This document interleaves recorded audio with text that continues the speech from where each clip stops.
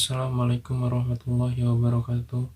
Saya Muhammad Fikriana sebagai moderator dari kelompok 5. Di sini saya terlebih dahulu akan memperkenalkan anggota dari kelompok 5. Yang pertama ada Ilmi Nafian, yang kedua ada Nabila Subyakti, yang ketiga ada Novi Julianti, yang keempat ada Hani Hanifah, yang kelima ada Helti Sitorus, yang keenam ada Muhammad Rizky Fadilah, yang ketujuh ada Muhammad Fikriana Ramadan. Kami dari kelompok 5 di sini akan mempresentasikan tentang penentuan harga faktor produksi. Penentuan harga faktor produksi. Faktor produksi adalah segala sesuatu barang atau jasa yang dapat digunakan untuk menciptakan atau menambah nilai guna dari barang dan jasa. Pengertian sederhananya adalah segala sesuatu yang dibutuhkan agar kegiatan produksi dapat berjalan dengan lancar. Teori permintaan terhadap faktor produksi menjelaskan perusahaan menjual barangnya dalam pasar persaingan sempurna, berarti barang tidak berubah walaupun jumlah yang dijual bertambah. Hanya satu saja faktor produksi yang jumlah penggunaannya dapat diubah-ubah. Misalnya, faktor produksi ini adalah tenaga kerja. Perusahaan membeli faktor produksi yang dapat mengalami perubahan itu dalam pasar faktor produksi yang bersifat persaingan sempurna. Selanjutnya ada pengalokasian faktor produksi. Di satu pihak, usaha tersebut adalah penting karena tindakan itu akan membantu tujuan keseluruhan perekonomian untuk mengalokasikan sumber-sumber daya secara efisien. Di lain pihak, usaha tersebut adalah perlu karena keuntungan perusahaan tersebut dan ada kalanya survival perusahaan tersebut tergantung kepada kemampuan perusahaan tersebut untuk menggunakan faktor-faktor produksi yang dapat diperoleh secara efisien. Selanjutnya ada penentuan pendapatan dan distribusi pendapatan. Yang pertama ada faktor produksi, tenaga kerja, tanah, modal, keahlian, keusahawanan. Yang kedua ada balas jasa, gaji dan upah, sewa, bunga, dan keuntungan. Selanjutnya kita akan membahas penentuan pendapatan dan distribusi pendapatan.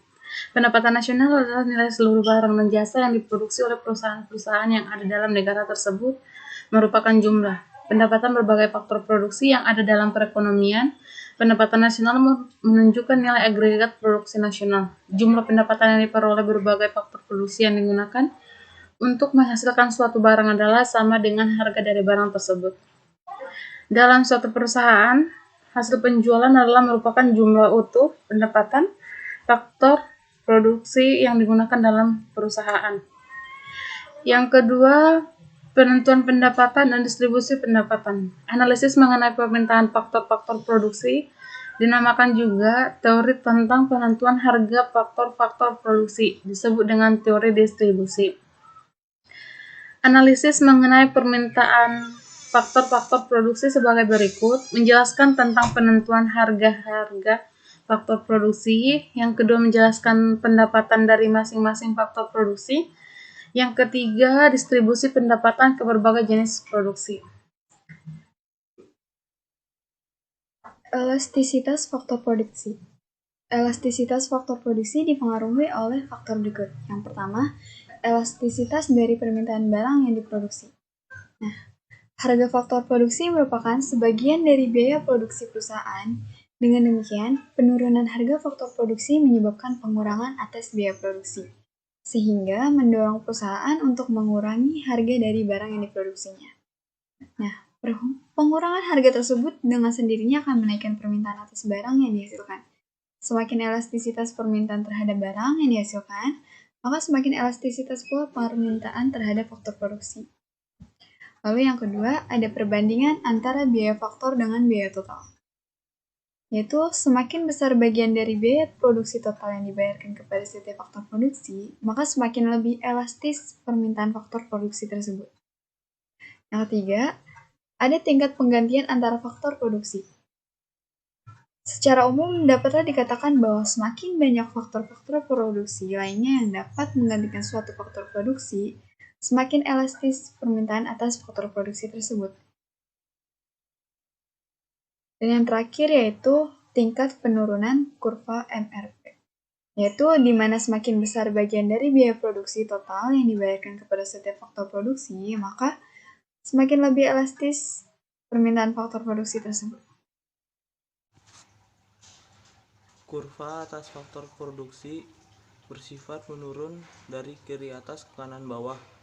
Kurva seperti itu menggambarkan bahwa makin tinggi harga faktor produksi, makin sedikit permintaan atas faktor tersebut. Hal ini disebabkan yang pertama ada perubahan harga akan mengubah pendapatan real pembeli, dan perubahan pendapatan real ini selanjutnya mempengaruhi permintaannya. Yang kedua ada perubahan harga merubah kepuasan relatif dari mengonsumsi barang itu dibandingkan dengan barang lain. Saya Rizky, saya ingin presentasikan untuk slide selanjutnya, yaitu mengenai kurva, TPP, MPP, dan MRP. Permintaan atau suatu faktor produksi digambarkan oleh kurva yang menurun ke bawah, disebabkan oleh 3 faktor berikut.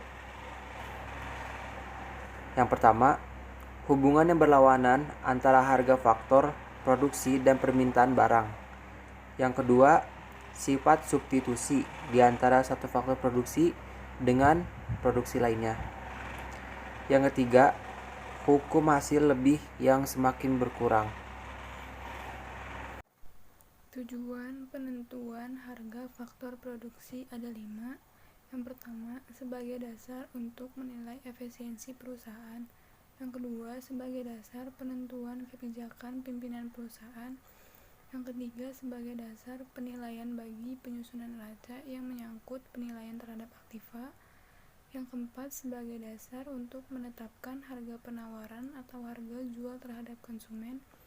Yang kelima, untuk menghitung harga pokok produksi dalam laporan laba rugi perusahaan. Sekian dari kelompok kami, kurang lebihnya mohon maaf. Wassalamualaikum warahmatullahi wabarakatuh.